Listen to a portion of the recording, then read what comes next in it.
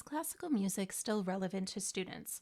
Or maybe the better question is it worth teaching classical music to students that would much rather learn modern music? You don't want to have a fight on your hands with parents and students because of lack of practice. That's too much stress for anyone.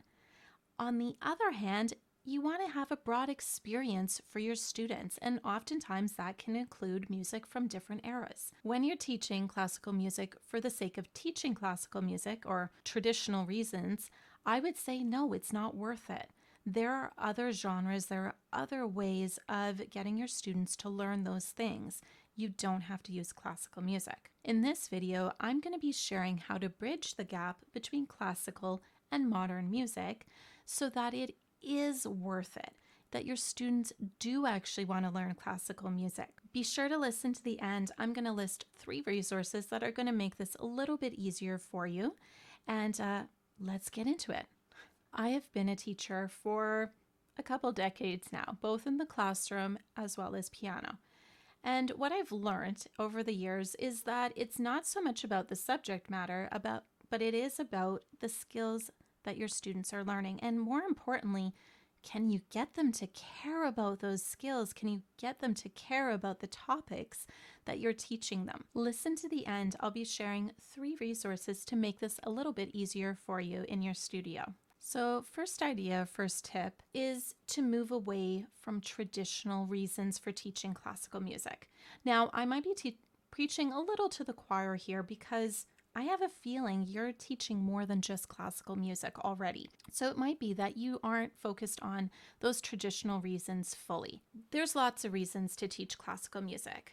Great foundation for fundamentals for a wide variety of genres, technique, analytic skills, attention to detail, musical expression, music theory. The one that we all, of course, know, these songs have stood the test of time. Here's the problem. A lot of that stuff was based on research, or it was just based on teachers saying it. The research in terms of classical music versus more modern music, it is not conclusive. The idea that classical music makes your brain work better or makes you concentrate better or any of the other stuff that gets based on research, it isn't conclusive as to whether that's classical music or it's just music in general. Different studies say different things, and so we can't really base our teaching on classical music as best because it has all of these benefits for our brain. Idea 2 or tip 2 is give your students a reason to care. Remember, if your students actually care about the music, they want to practice, they want to learn it. When they don't care, there's a million reasons why the practice does not happen. And that's usually when we get emails from parents saying, we might be taking a break from lessons. So let's avoid that. Give them a reason to care by showing how music now has been inspired by classical music. There's a song by Train that it uses the motive from Pachelbel's canon. That's a perfect example for students to be able to see this. There's also the fact that classical music appears in media all over the place. Hey, did you see that ad that, had the raindrop prelude? Or your student tells you about a show. Check out some of the music that's within it. It might surprise you that there is music either inspired by or it just outright is classical music. Movies, it's like a million different things. If it's in media, there's classical music somewhere there. Chances are your students are introduced to classical music, they just don't necessarily realize it. And here's my teacher hat going on. We've got the Bloom's taxonomy. So Bloom's taxonomy, it's a triangle. At the bottom, we have our basic thinking skills. In the classroom, we refer to this as multiple choice question type learning, straight memorization. All the way at the top, you have create, which is where students are actually, creating things. We want to get the students to analyze, evaluate, and create as much as possible. So those are at the higher levels of this taxonomy. And the reason for that is it helps students integrate what they've been learning from a wide variety of songs and a wide variety of genres to create new work. This is a fundamental skill that they will need in the workplace. The modern workplace does not want employees who can just regurgitate facts back to them or just do things the way that it always is done. Successful employees are the ones that are able to analyze, evaluate, and create so that their company looks better, so that they become more efficient in their work. We're talking about an important life skill here, and it's kind of cool that we can cover it in music lessons. So idea 3, tip number 3 is use different activities. Not every student learns the same, but also if we go back to that Bloom's taxonomy, students need us to start at the bottom, but we do want to get them to those higher levels of thinking because it allows them to apply what they're learning in one song to many different things. So let me give you a few examples. All right, so at the bottom, we have remember. Remember, this is our most basic level of thinking, and it's also the easiest way to bridge that gap between classical and also modern music. The way that I typically do this is through digital escape rooms. These are activities that take 5 to 10 minutes during lesson. I can customize the questions I'm asking so that it goes a little bit higher on that taxonomy. Also, it really just allows students to cover some basic music terminology while also being introduced to new music at the same time. It's a low commitment way for students to explore classical music. One of the recommendations I have for this one is Travel Through Time, Women in Music. This is an entire series. It's a bundle of digital escape rooms where you can focus on either an era or you can do the whole bundle, but it really allows you to get to know some of the female composers throughout history.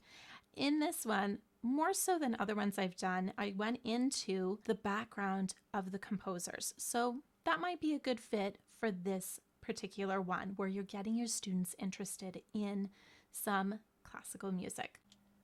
The second level of our taxonomy is to understand.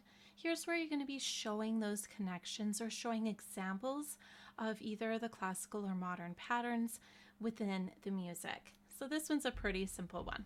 So our third level is apply. Now, of course, we want our students to apply what they're learning. One of the best ways that you can do this is to have students play accompaniment patterns or rhythms or patterns that are both modern and classical.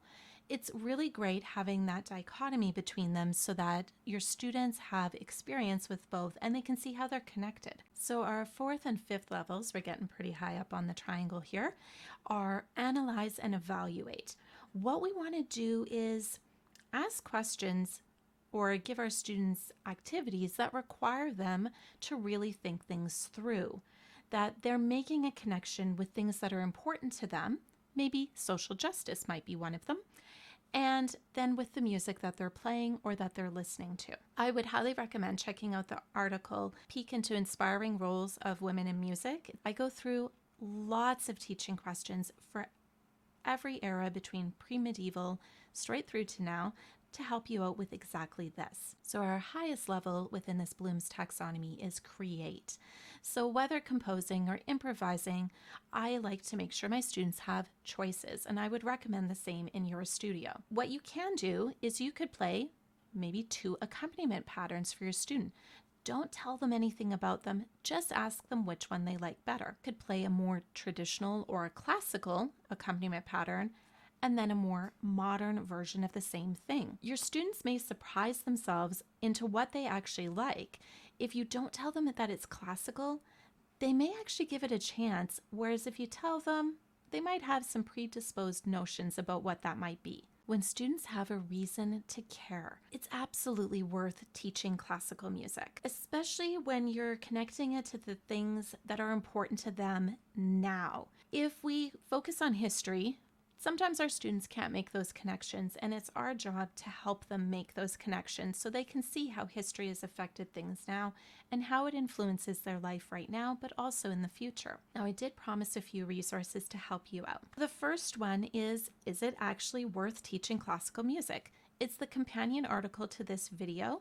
I would still recommend going and checking it out because I do give some other ideas and have a little bit of a different approach over in the article versus here. The other one is, and I mentioned it already, Peek into the Inspiring Role of Women in Music. This one is a great one if you're looking for specific teaching questions that get students thinking about how they can link their music to their outside life and how they can really make a difference in this world through what they're playing, Both links are in the description below. The third resource is Travel Through Time Women in Music. This is a series of digital escape rooms. There's an entire bundle, or you could choose just a particular era. The reason I'm recommending this one in particular is because I do go into what inspired these women, what drove their music, a little bit more than I've done in my other digital escape rooms. So it's a good fit with this approach. When it comes to making it worth teaching classical music in your studio, what was your favorite idea or activity? Let me know in the comments below. If you like this content, thank you. Thank you for watching to the end here.